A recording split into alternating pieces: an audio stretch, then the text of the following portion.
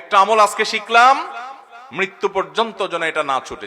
আমল যদি আজকে জীবনের তরে সাথে নিয়ে যেতে পারেন ভাই, বাস মাহফিল সাকসেস। সৌদি আরবে যখন আমি ছিলাম তখন আমার একটা বক্তব্য আজানের জবাব সংক্রান্ত। এটা শোনার পর সুদূর আমেরিকা থেকে সম্ভবত একজন প্রবাসী বোন, তিনি আমাকে SMS করেছেন, ভাই আপনার এই আজানের জবাব দেয়া সংক্রান্ত ফজিলত শোনার পর আমি একটা প্ল্যান করেছি, প্ল্যানটা ঠিক আছে কিনা বলবেন। আমি তার প্ল্যানটা শুনে জাস্ট অবাক হয়ে গেলাম যে আমি নিজেও তো এইভাবে চিন্তা করে আমল করার কথা আমার মাথায় আসে নাই।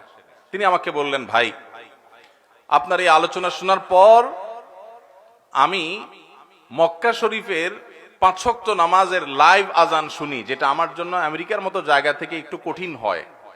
যে ওয়াক্ত একান্ত না পারে, ঘুমের কারণে বাদ যায়, সেটা ভিন্ন। বাকিগুলো আমি বাসা বাড়িতে থাকাকালীন সময়ে রেডিওতে বা হয়তো অন্য কোনো উপায়ে তিনি তার লাইভ আজান শুনেন। মক্কার লাইভ আজান, মুয়াজ্জিন সাহেব আজান দিচ্ছেন, শুনে ওই লাইভ আজানের জবাব তিনি দিচ্ছেন। কেন? আমি বললাম এত কষ্ট করার দরকার কি? বলে যে প্রথমত এখানে আজান শোনা যায় না আমেরিকাতে। আমি যেখানে শুনি আসি, এখানে মসজিদ থেকে আজানের জবাব শোনার রাস্তা নাই। দ্বিতীয়ত হলো মক্কা শরীফের মুয়াজ্জিনের আজান শুনে তো লক্ষ লক্ষ মানুষ নামাজ পড়ে, এবং তাদের আবার নামাজের সওয়াব এক রাকাতে 1 লক্ষ। মক্কা শরীফে 1 রাকাতে কত সওয়াব? 1 লক্ষ গুণ।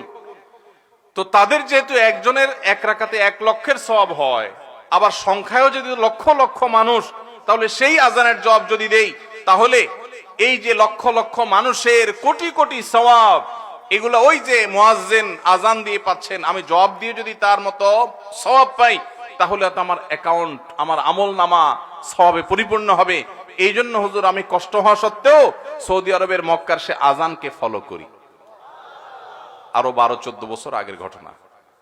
তার এই SMS পাওয়ার পর আমি নিজে আপ্লুত হয়ে গেছি যে আল্লাহ, আমিও তো এইভাবে চিন্তা করি নাই যে আমলের জন্য এতটা পাগল পড়া হওয়া যায়। আমাদের বোনরা আমলের ক্ষেত্রে অনেক এগিয়ে, আমাদের পুরুষদের চাইতে বাংলাদেশেও আমি দেখেছি, সর্বকালেই অবশ্য সব সমাজেই আমাদের মা বোনরা বরাবর এগিয়ে থাকেন। আল্লাহ তাআলা আমাদের মা বোনদেরকে দ্বীনের জন্য কবুল এবং মঞ্জুর করেন।